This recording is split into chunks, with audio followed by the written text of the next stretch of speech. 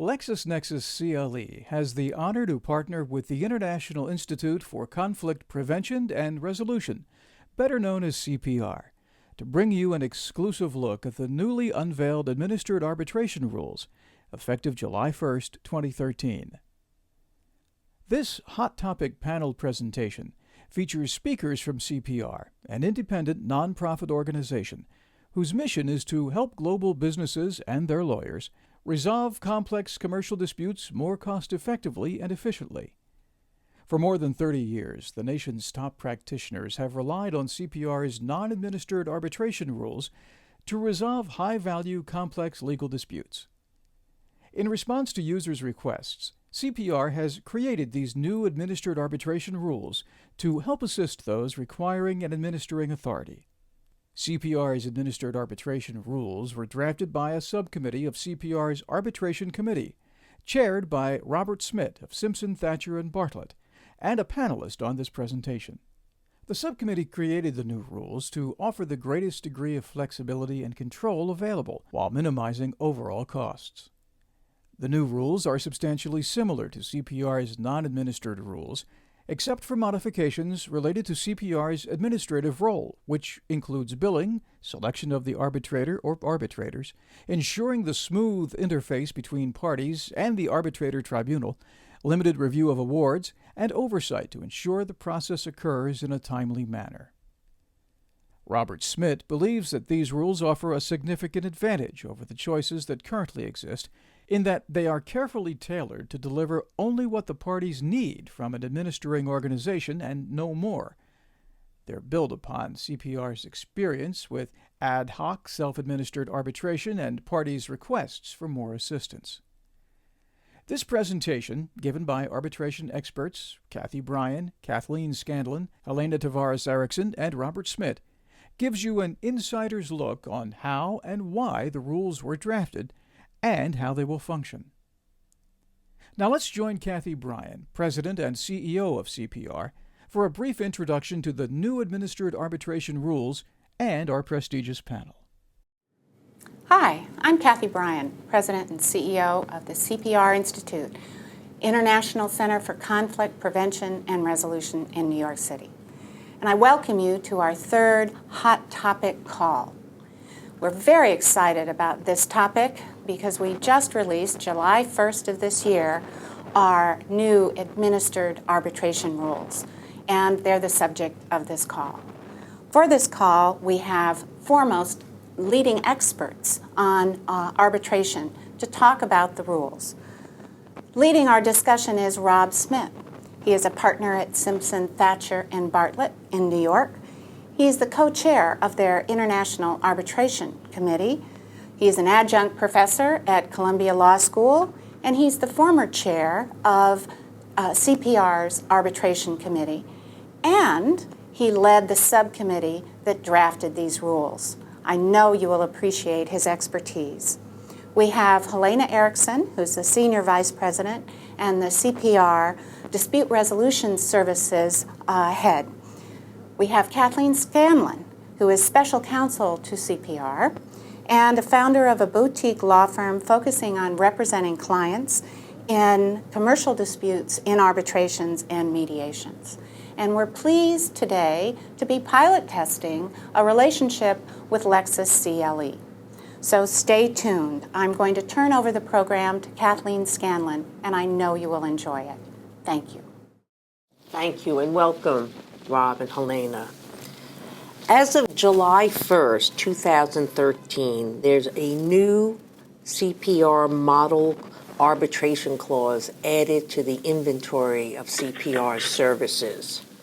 And the clause provides for resolution of disputes in accordance with CPR rules for administered arbitration.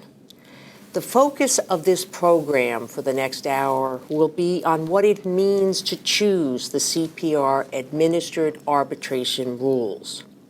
Rob Smith will focus on the drafting process and resulting unique features of the CPR Administered Arbitration Rules. Helena will focus on the arbitrator selection options under the rules, CPR challenge protocol, and CPR panels. I will wrap up the overview with a brief explanation of the fee structures under the Administered Arbitration Rules. During our presentation, you can email questions that you may have to Helena on the email address provided in the information sent out about this call. We expect during the last 10 minutes of this hour session to be open to questions that you can submit verbally when we open the mic on the call.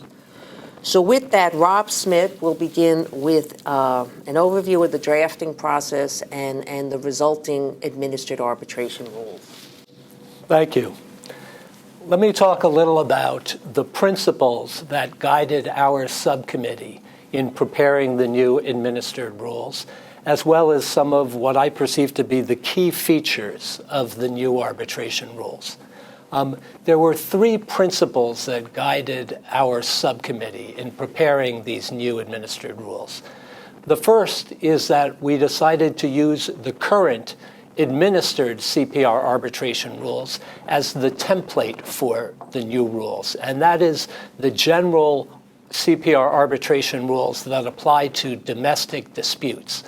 We have saved for another day preparation of administered international CPR arbitration rules.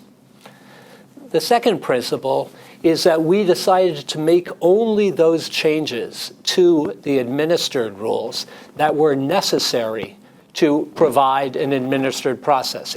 Only those changes to the non-administered rules that were necessary to offer an administered CPR process. And we decided to do that because the CPR non-administered rules have worked very well in practice, and we didn't want to mess with the good thing. I remember being involved in the preparation of in the current version of the non-administered CPR arbitration rules. And what we did is we looked at all of the other available arbitration rules and chose the best features of each. So with the non-administered arbitration rules, we already had the cream of the crop, and we wanted to change those as little as possible. We also wanted to change the current non-administered rules as little as possible because we didn't want to create unnecessary conflicts between the non-administered rules and the administered rules that could be used by savvy counsel to argue that the differences had an impact and meaning that, in fact, they do not. The third principle was to carefully craft the role that CPR would play in administering the new administered rules. And we did that in order to maximize the value of the administrative services provided by CPR to users. So what we tried to do is balance the benefit to the user of any potential administrative service to be provided to CPR against the burden to CPR of providing that administrative service. And ultimately, we ended up opting not to incorporate some features of other administered arbitration systems. For example, we do not have CPR scrutinizing draft awards prepared by the arbitrators to give comments to the arbitrators on matters of substance.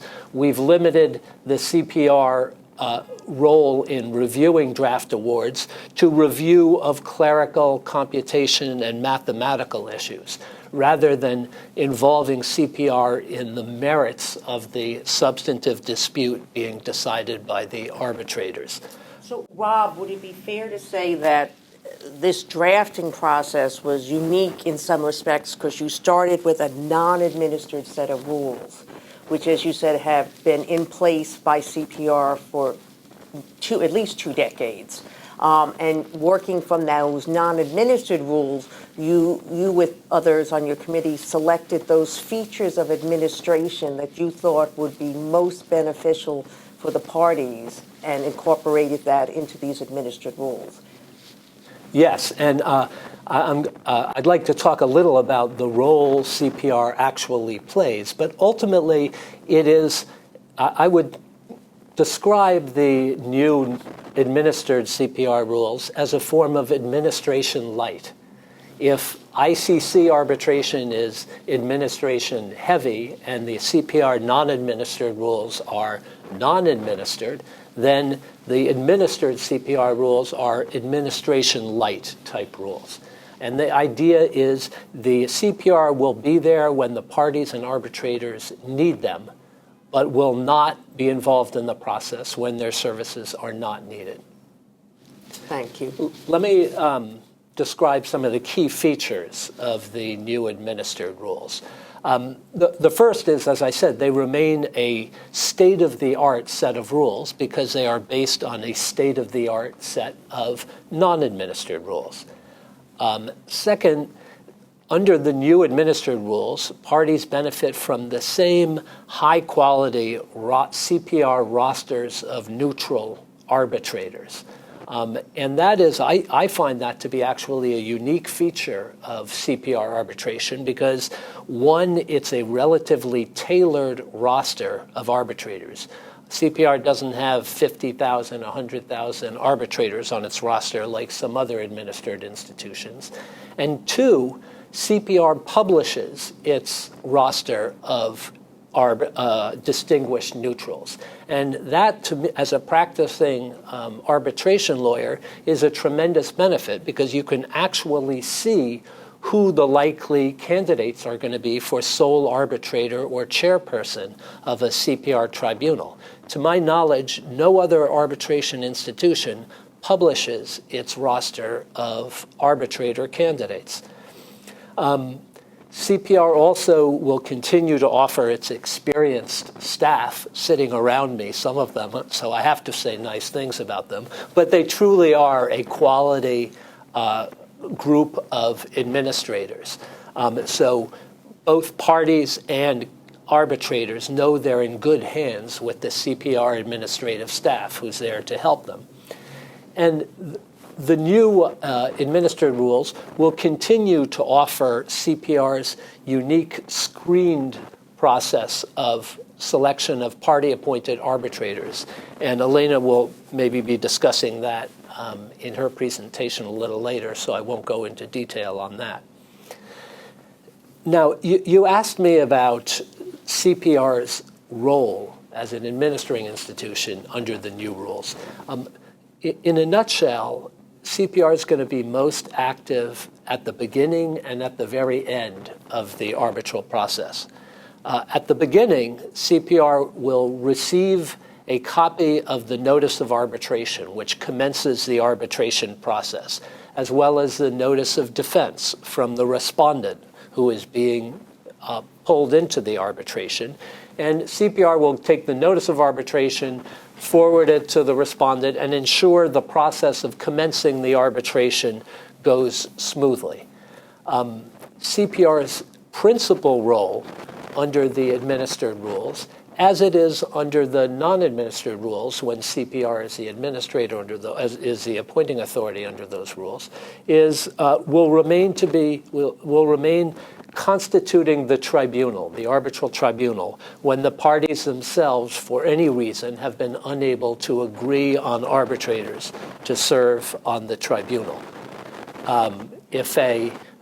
Typically, each side will appoint an arbitrator, and if the two party-appointed arbitrators or the parties are unable to agree on a chairperson, then CPR as administrator will appoint the chairperson. They can also appoint the sole arbitrator in the same fashion. Under the administered arbitration rules, as a formal matter, all of the arbitrators are formally appointed by CPR, even if two of those arbitrators or more may be designated by the parties. So as a formal matter, the arbitrators are appointed by the administrator, which is different from under the non-administered rules, where the parties directly appoint their arbitrators.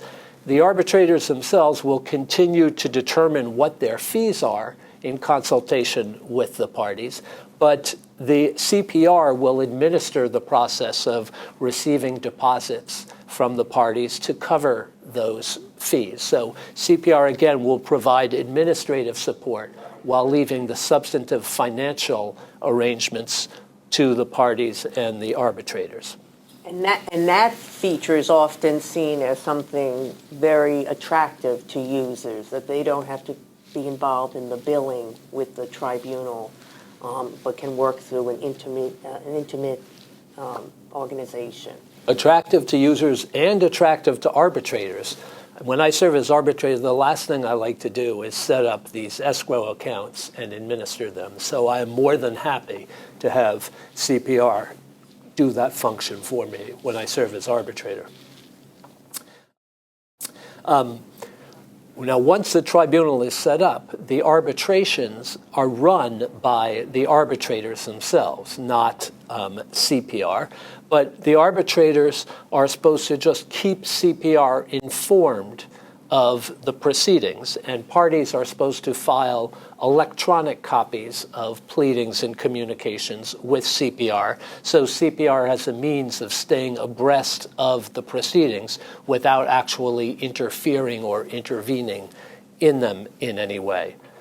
The CPR also is involved in granting any extensions to the deadline for the award if it looks like the award will be rendered 12 months past the date of the initial conference under the CPR rules. And that's a way for CPR to ensure that the proceedings continue to proceed with appropriate alacrity, efficacy, and speed. At the very end of the proceedings, CPR will review the award that is drafted by the arbitrators. They'll review it in draft form, and then they'll make any clerical, mathematical, computational errors. And that's a useful function, because without that review by an administrator, the arbitrators can issue an award with an inadvertent error in it, and that error could subject the award to vacatur or annulment proceedings at the place of arbitration, and you get into a whole needless, expensive, and time-consuming court proceedings related to the arbitration that is short-circuited by this clerical review by CPR. And then a final important difference is in non-administered arbitration, the award, the final award, and any interim awards are issued by the arbitrators and in the arbitrators' names themselves. They sign the award, and the sole arbitrator or chair of the arbitral tribunal will send the award directly to the parties. Under the administered CPR arbitration rules, it is CPR itself, not the parties, that issue the award to the parties. And the benefit of that is the award gets the imprimatur of the institution responsible for issuing the award, and that is seen as a significant benefit in encouraging voluntary compliance with awards rendered by CPR arbitrators. The big questions in my mind are, will parties in fact use these new administered rules? And one can't predict the future, but I think they should. And I recommend these new rules to my clients when they come to me looking for an appropriate dispute resolution process. The rules have only been in effect for 2 weeks, so I'm sure there'll be plenty of opportunity to recommend these new rules to clients. They are, I just want to, as a final statement, I will say that they are best suited for larger, complex commercial arbitrations. So when I advise clients, in my practice, those are the only kind of arbitrations we deal with, large, complex commercial arbitrations. So that's not an issue. But for others with different kinds of clients, I think these rules really are suited for the larger commercial complex arbitration. That's why they're drafted, and that's their best use. Right. Well, Rob, I think that's an excellent overview of how the administered rules differ from the non-administered rules. I just want to loop back to some of the features that are in the administered rules that were drawn from the non-administered rules that also, in CPR's view, makes these rules unique and particularly useful in complex business disputes. So one is the discovery provision in the CPR rule. The CPR rule basically leaves it largely to the tribunal to structure and work with the parties on discovery, as opposed to allocating a certain number of depositions or other type of document discovery. Could you comment on that feature in terms of pros and cons of leaving that much power with the tribunal to oversee the discovery, as opposed to managing them through rules in the arbitration procedure? I think the CPR approach is the correct approach, which is leaving the scope and manner of discovery up to the arbitrators in order to allow the arbitrators to tailor the discovery to the needs of the particular case that arises in light of the specific circumstances of that case. In my practice, often I will get from my transactional partners and from clients proposed arbitration clauses that go into great detail as to how discovery should proceed, what the scope of discovery is, and depending, of course, on the strategic interests of the clients I represent, I try to discourage them from trying to micromanage the discovery process before you understand and know what disputes arise under that contract and the particular strategic interests of my client in that kind of dispute. So I think CPR has the right approach. They also have issued a protocol on discovery, which provides useful but non-binding advice to arbitrators and parties as to how to manage the discovery process in an efficient way. Another feature of the CPR non-administered rules that we carried over into the administered rules as well is in two places in the arbitration rules we call out the ability of arbitrators to suggest mediation at any time in the arbitration proceeding. And we specify some parameters there, specifically that the arbitrators should not be the people acting as the mediators. That is somewhat of a unique feature in arbitration rules. Do either you, Rob, or you, Helena, have any comments on the effectiveness of that provision and whether arbitrators and users actually tap into that provision under the rules? Well, I think, as you said, it is a unique feature of the CPR arbitration rules to offer or propose that potential conduit to mediation. It's a very controversial issue, of course, because there is a risk that an arbitrator who starts to serve as mediator or who proposes mediation can compromise his or her integrity and impartiality in the process. But it is an appropriate suggestion for CPR in particular, because CPR has a long tradition and expertise in forms of ADR other than arbitration, and it is appropriate for CPR to propose this other avenue for resolving disputes that can be much more efficient and less expensive than an arbitral process if the arbitrators think that a particular case is a good candidate for mediation. Helena, from your point of view as a overseer of the dispute resolution services at CPR? I think it's a question of what is appropriate for the users, going back to what Rob said, leaving the process in the hands of the arbitrators. The arbitrators will know early on in the case whether the case is a case that can be mediated. And if they believe that it is an appropriate case for mediation, then they can suggest that to the parties. Mediation being a consensual process, obviously the parties have to agree. But it has been our experience that when that is suggested and when the parties do agree, the case does often resolve in mediation. Okay.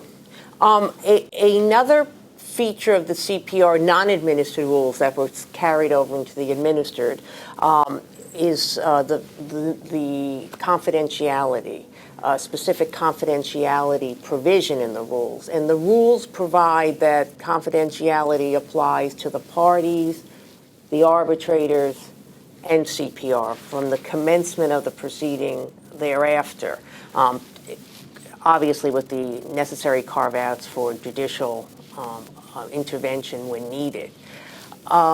Some other arbitration rules don't necessarily encompass the parties in that scope of confidentiality within the rules themselves.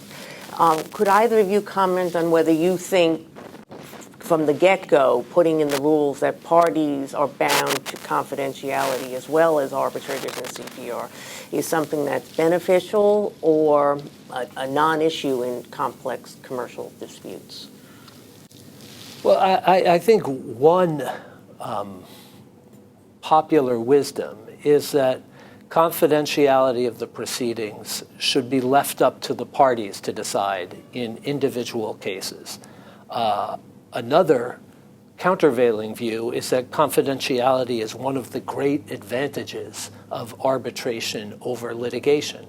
Some forms of arbitration, like the ICC arbitration rules, do not have any confidentiality provisions per se in them, precisely because the ICC wishes to leave it to the parties to determine the extent, type, and manner of confidentiality provided in a given case. CPR has opted to have a form of blanket overall confidentiality associated with the proceedings because its experience is that parties do in fact want confidentiality. And the real problem is even if parties, if you don't provide for confidentiality in the rules, even if parties ultimately decide they want the proceedings to be confidential, there will be no obligation of confidentiality that attaches to the initial request or demand for arbitration. So you'll start off a process that the parties want to be confidential in a non-confidential manner. The CPR rules avoids that loophole in confidentiality. Helena, have you had any specific questions from users or arbitrators about the confidentiality provisions of the CPR rules? No, we have not. Most people adhere to them. I mean, there have been occasions when CPR receives telephone calls about whether or not a certain matter has been filed, and our response to that is we couldn't tell you either way because we are bound by confidentiality. And I think that goes to the point that Rob said. I mean, many of our cases are cases that the facts of which may have been in the Wall Street Journal or the New York Times or are well known between two major companies. And as soon as they file with us, that may be a, quote, newsworthy item. But as far as we are concerned, it is not. It is confidential. And that's all we can say because it's confidential. Right. There are many other features of the CPR administered rules that have been taken from the non-administered rules, and we won't go through each of those, but suffice it to say that there's a provision that gives arbitrators broad jurisdiction to decide issues about, what's encompassed within an arbitration clause. There has, as we all know in this field, a lot of court activity about exactly what those clauses mean, but the CPR provisions are comparable to the provisions in other rules in that instance. I would like now to turn to a feature that is similar to the non-administered rules, but now is definitely taking on some very different characteristics in the administered proceeding, which has to do with the appointment of the tribunal. As Rob indicated, CPR will be more active in this phase of the arbitration than it had been in the non-administered phase. More active in terms of clearing conflicts, checking availability, and providing assistance to the parties. The fact that CPR does list its neutrals, so you know up front more or less the quality of neutrals that you will get from CPR, to the extent that you're not appointing an arbitrator and you're using your own list, which you're allowed to do under our rules. I am aware that JAMS does have a similar type of public listing, but the way that it's done is very different than the way that CPR has the public listing and the way it will work. So I just wanted to clarify that going in. So with that, Helena, if you want to walk us through what everybody really loves to know is how do you get this tribunal constituted? What type of obstacles can parties create or face early on in the process? And who are these people on the CPR panels? Be happy to do that, but let me clarify one thing. Our list is public to members only. So CPR members, law firms, companies, or anyone else who wishes to become a member of CPR has access to the biographies online 24/7. In a case, we actually make the bios available with a list to the parties. And how that works is there are several different arbitrator selection options. First, under the new administered rules, if you're going to select a single or a sole arbitrator, the parties can jointly designate that arbitrator. So they can come to us with a name that they have agreed on. They are to make no contact with that neutral. We are the ones who will make the contact with the neutral. We will establish the neutral's any disclosures that he or she may have with respect to the matter, their availability for the time period that the parties are contemplating and as contemplated by the rules, and also the rates that they would charge for the matter. We will then provide those materials to the parties. The parties will have a period to object to the disclosures, and if there is no objection, that person will be appointed by CPR. The other way that it is done is if the parties wish us to make the appointment. We will then convene the parties in a conference call, and in that conference call, we will talk about what qualities the parties want in the neutral.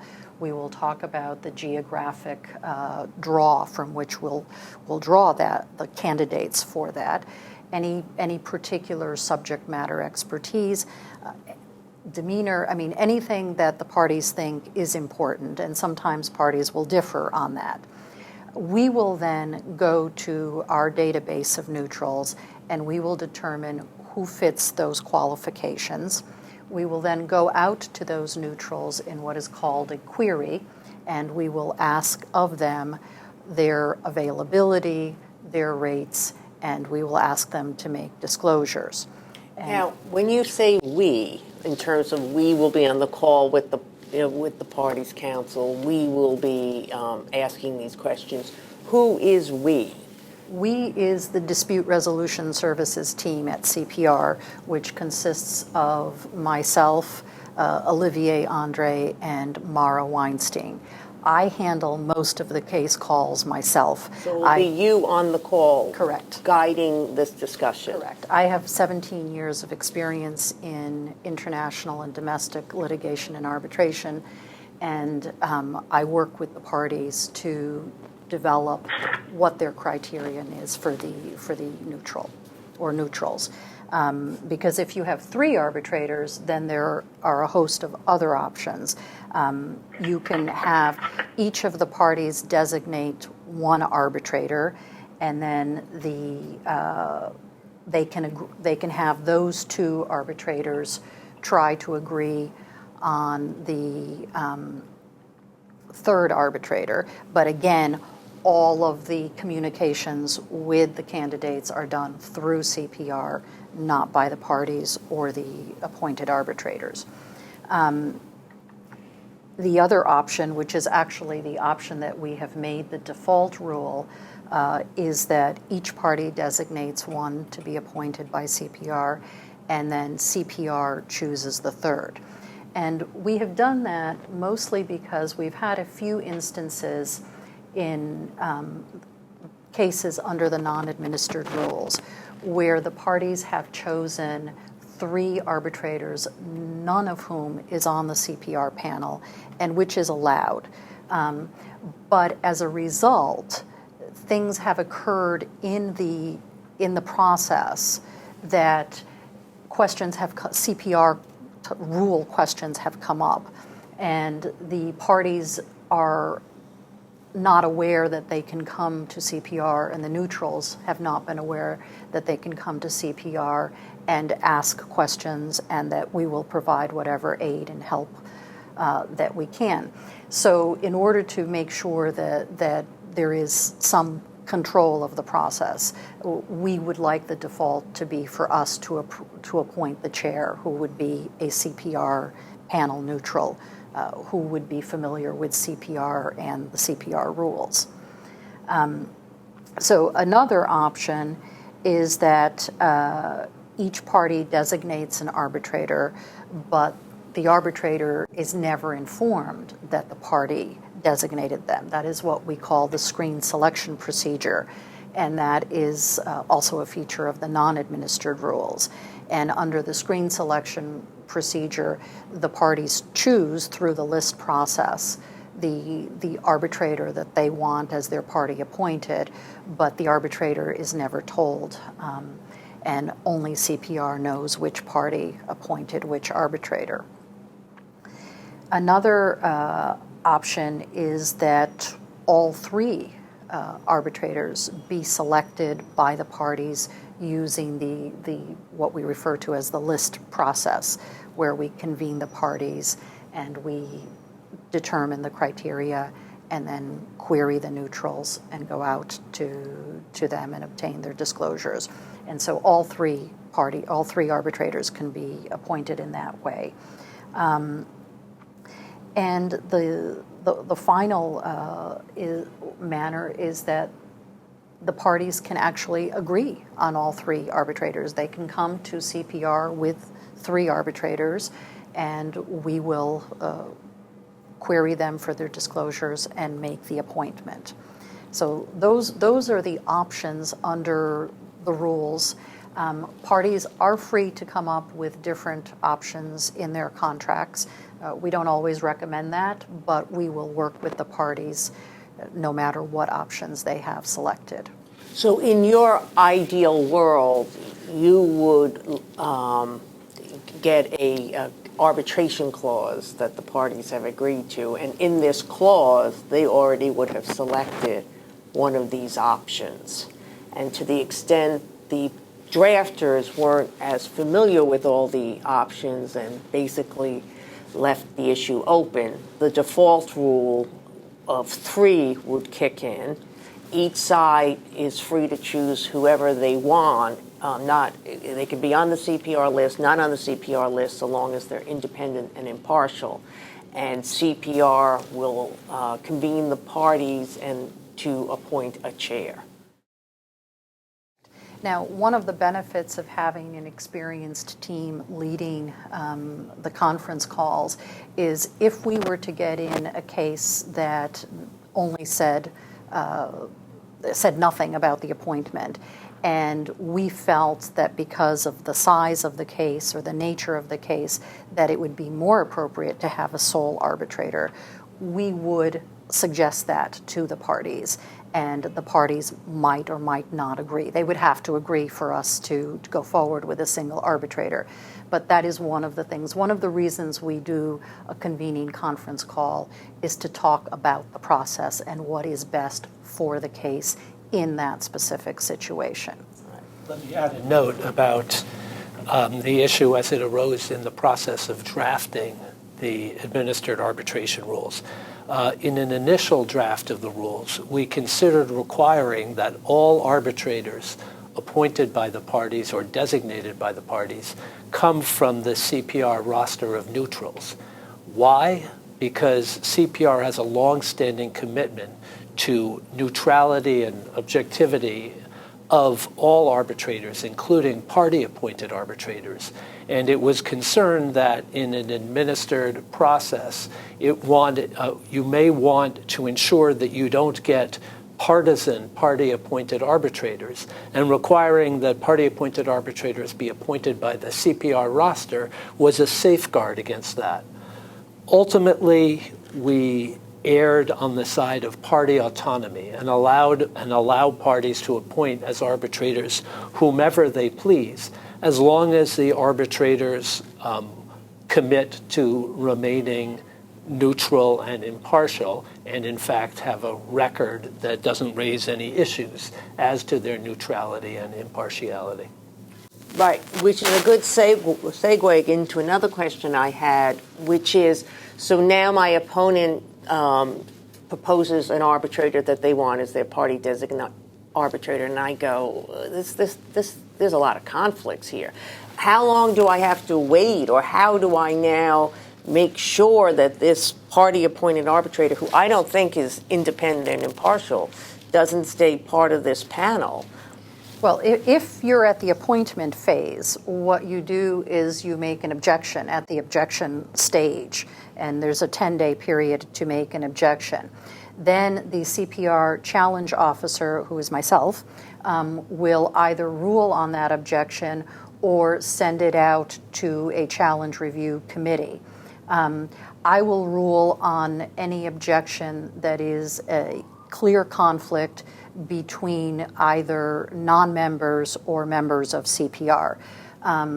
If we have a mixture of parties who are members or not members, or if it is a complex issue that I feel should be decided by a broader range of people, then we have available to us a pro bono committee that we clear for conflicts, and then we give them the objection, and they rule on the objection. So it can be resolved before the arbitrator's ever designated by CPR? Appointed by CPR. Appointed by CPR. That's correct. Okay. That would be at the objection phase. Now, if there was something that were to arise later in the proceeding, then the parties can invoke the challenge protocol, and it works in the same manner. You just follow the rules of the challenge protocol for lodging the objection, and then we will make a determination as to whether I will decide it in-house or send it to a challenge review committee. In practice, the vast majority are sent to a challenge review committee because, as you can well imagine, most of the challenges that we get are not clear-cut. Most of the parties that appear before us appear in good faith and do designate their arbitrators in good faith, and there are sometimes close calls, and so those get sent to a challenge review committee. And I guess just one last observation for you to confirm or not confirm. It seems by giving parties so many choices in terms of how they can constitute their panel, CPR is assuming a certain level of sophistication of people who will be using these procedures. And would you comment on that observation? That observation is absolutely correct. As Rob pointed out, these rules are intended for complex commercial matters, and we expect that sophisticated parties and sophisticated counsel will be appearing before us. In the rare event that we have either a pro se claimant or respondent or a non-sophisticated party, what we normally do is we first encourage them to get counsel. And if they are unable or unwilling to do so, then we do make sure that the panel that is appointed is aware before it is appointed that there is a pro se claimant or respondent, and that they are able to deal with such a procedure. So tell me a little about the CPR Neutrals, how they get you beyond the list, their general background, whether all of them are arbitrators and mediators or just special arbitrators. Okay. Well, we have nearly 600, we call them distinguished neutrals. And the reason that we call them distinguished neutrals is because our neutrals come to us usually after a long career that has been very distinguished, either as a judge, as a litigation or corporate transactional lawyer. The vast majority of our panelists are in fact lawyers.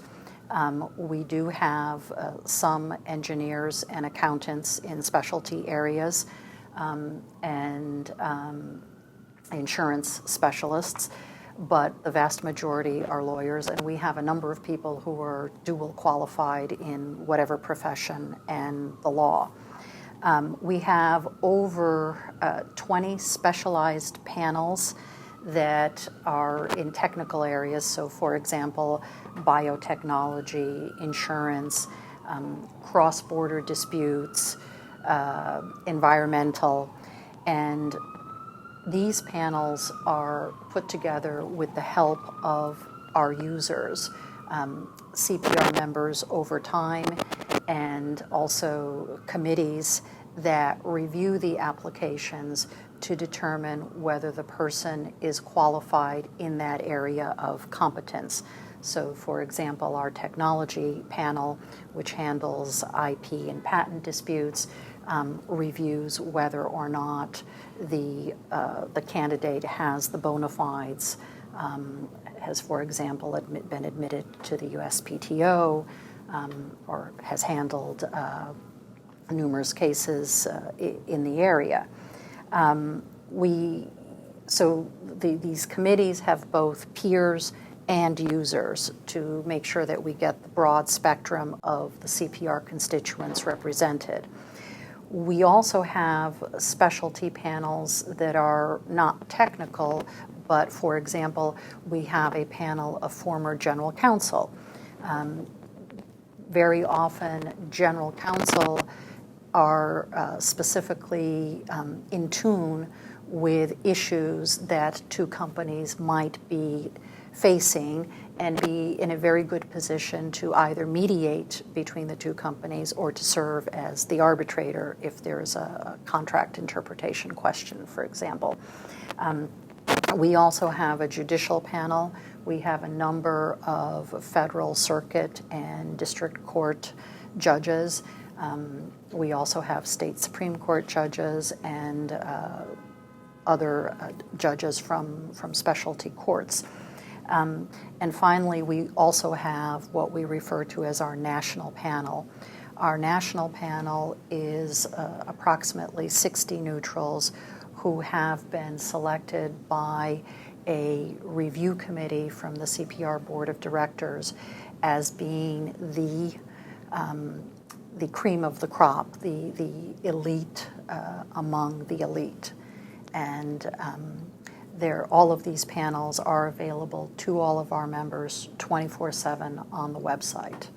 And if members need help with the selection of a neutral and are not able to do the search on the website, they can call us at any time and we will help them. Your neutrals, for them to be on the panel, does that exclude them from being on other panels, other provider panels, or is your agreement with neutrals non-exclusive, i.e. it's open to the broadest pool of neutrals? We are open to the broadest pool of neutrals. Our criteria is basically that we are looking for the best neutrals, whether it be a mediator or arbitrator or a combination of both. We have many people who are arbitrator only or mediator only, and then we have those people who are good enough in both spheres to be qualified as both mediators and arbitrators on our panel. Very good. I think you've given us an excellent overview of the selection options, who these candidates could be from the CPR panel, as well as the challenge protocol. I do want to leave time for call-in questions, and I will just briefly describe the fee structure under the administrative rules. Obviously, these are different than under the non-administrative rules. Basically, we can group them into two categories: arbitrator fees and CPR fees. With regard to arbitrator fees, it's similar to the non-administered rules in that each arbitrator sets their own fee, subject to a reasonable basis criteria. Only if there's a disagreement concerning the terms is an appropriate rate set by CPR and confirmed to the parties. Compensation for each arbitrator is fully disclosed to the tribunal and the parties.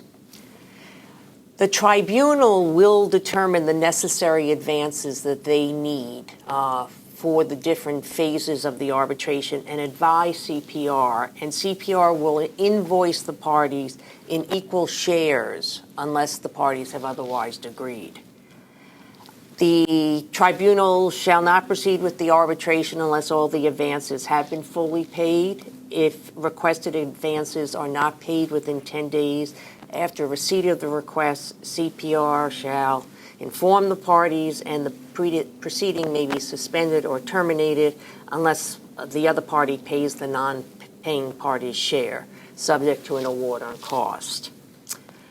Payment of arbitrator fees and expenses is solely the obligation of parties, and CPR will deposit these advances with earned interest reverting back to the parties if there's a surplus in the account at the close of the proceedings. Now, CPR fees. These are covered in Rule 18 of the Administered Rules. The arbitrator fees I just described are Rule 17. The CPR fees have two components. One is a filing fee, and the other is an administrative fee. The filing fee is a flat $1,750 filing fee, no matter what the amount in dispute. This is not refundable, and it only applies to the filing of the initial claim and not to any counterclaims later asserted. The claimant sends a notice of arbitration to the respondent under the rules with an electronic copy to CPR and a filing fee of $1,750. The commencement date of the arbitration is the date CPR is in receipt of the notice of arbitration and the filing fee. Now, in the event the claimant fails to comply with this requirement, CPR can fix a time limit within which this filing fee must be paid. Otherwise, close the file without prejudice to the claimant's right to resubmit claims at a later date if permissible. Administrative fee, the second component of the CPR fees. Here, it gets a little more technical, but basically the structure is, which this is on the CPR website, we've got a flat fee based on categories of the amount in dispute. We have not set it up so it's a percentage of the amount in dispute, but rather that it falls within a category. And we've got a category up to $5 million, 5 to 10, 10 to 25, 25, 50, 50, 75, 75, 300 million, above 300 million to 500 million, and lastly above 500 million. And an administrative fee ranges from $8,250 to $32,250, depending on what category you fall into. The administrative fee, as Rob had referenced earlier, is based on a timing issue in that the final award by the tribunal should be submitted to CPR for review within 12 months after the Rule 9.3 hearing conference. If the proceeding needs to go beyond that, and the parties and the arbitrators, and it's the most reasonable thing to do, CPR may have, in its discretion, impose a nominal $2,000 additional fee for each 6 months thereafter. CPR is going to invoice parties in equal shares for the administrative fee, unless parties otherwise agree. Payments due upon receipt. CPR reserves the right to suspend or terminate proceedings if the amounts are outstanding. There is a refund policy, 50% of the administrative fee prior to the appointment of arbitrators. And lastly, CPR reserves its right under 18.1 to adjust administrative fees based on unusual developments in the proceeding. So I definitely feel like some type of car salesman ad at the moment, haven't gone through that. But these fees and the structure have been carefully vetted, a lot of discussion generated from CPR's users, CPR board, and our hope is that this is a fair, reasonable structure that will promote the use of arbitration and promote efficiency in its use. With that, I just would like to, before we open it up for questions, close with what I started with, which is the new model clause that is out there in the world. You can find it on the CPR website. You can find it in the new CPR rules that give you a sample clause of what you would need to include for a healthy arbitration clause that provided for CPR administered arbitration. And with that, I'll turn back to Helena to see what, if anything, needs to be done to open it up for questions. I think all we need to do is open the forum up for questions. So if anyone has any questions, now is the time to voice them.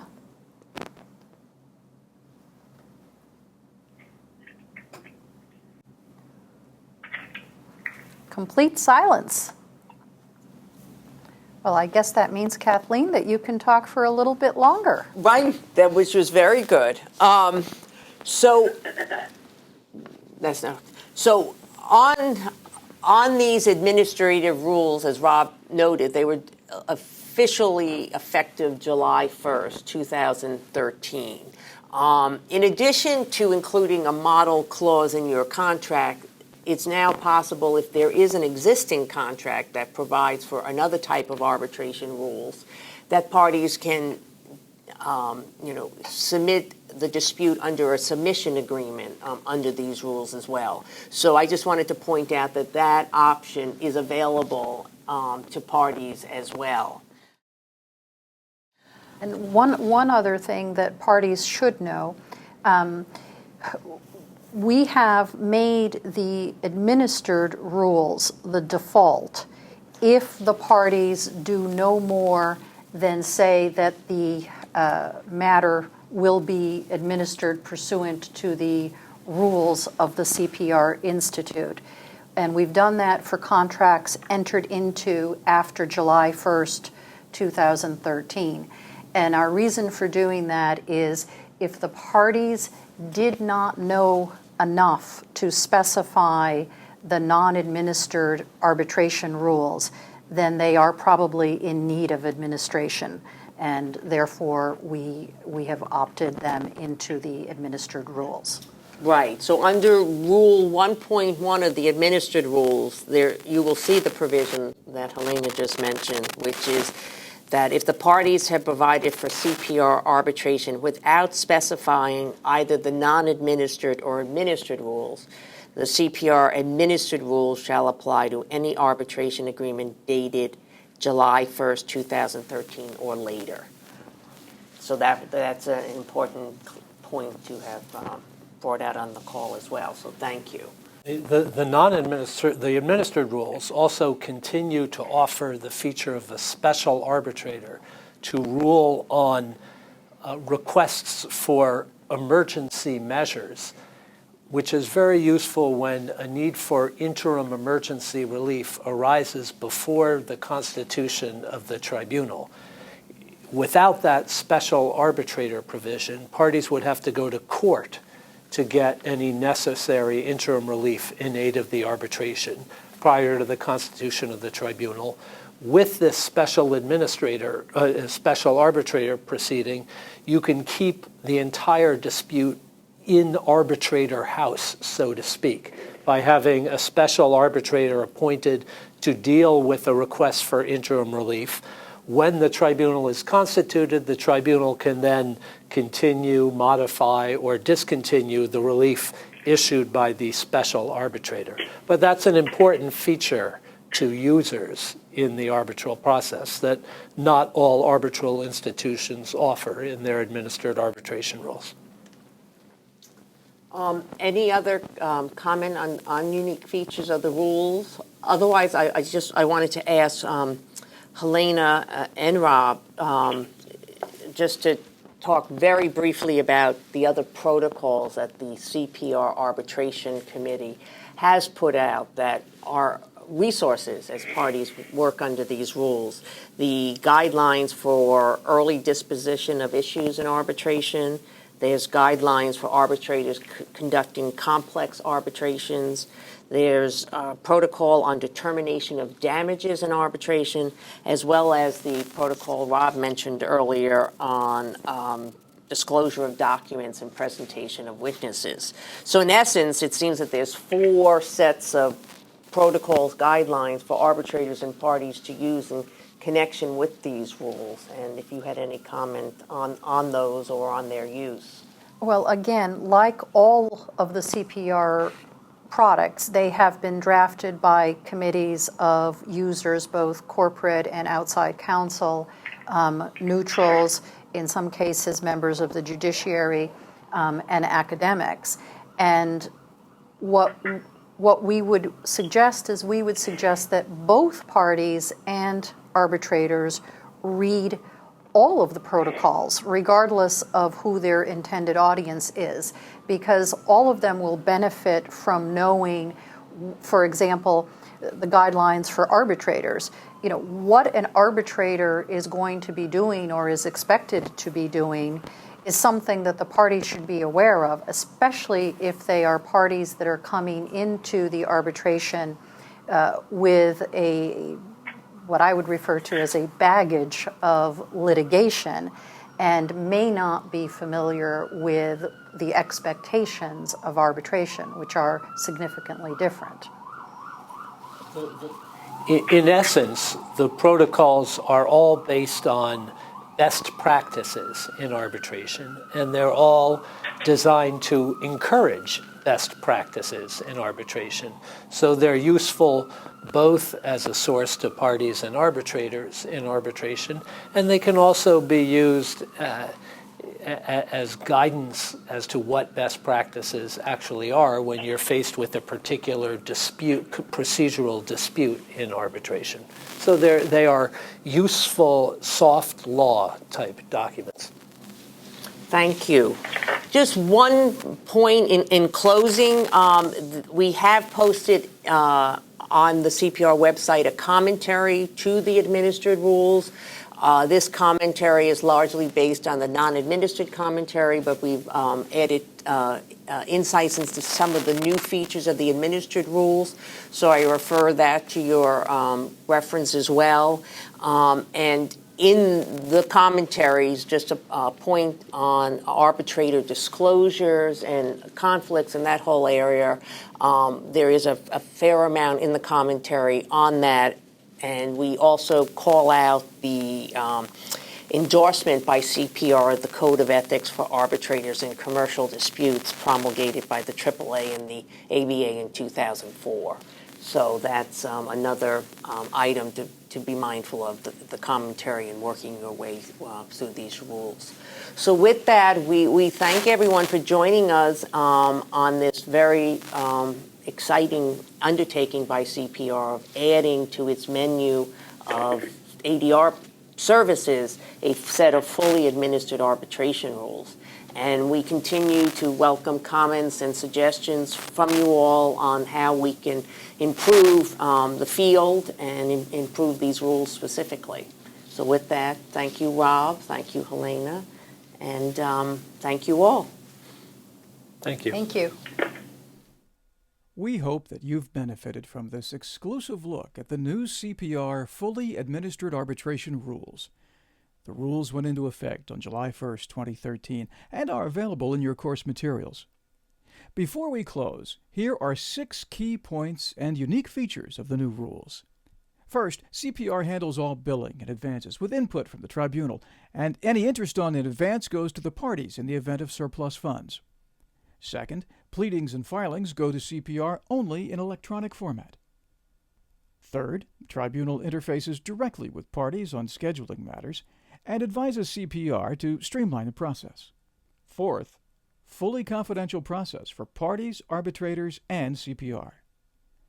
Fifth, arbitrators can suggest mediation at any stage. And sixth, proofing of award by CPR for typos and clerical or computational errors. We're confident that you'll find them to be a useful resource as you navigate administered arbitration. If you have questions for the presenters, we encourage you to ask them using the Ask the Presenter button on the bottom left-hand side of the screen. On behalf of the entire LexisNexis CLE team, the International Institute for Conflict Prevention and Resolution, and our presenters, thank you for joining us.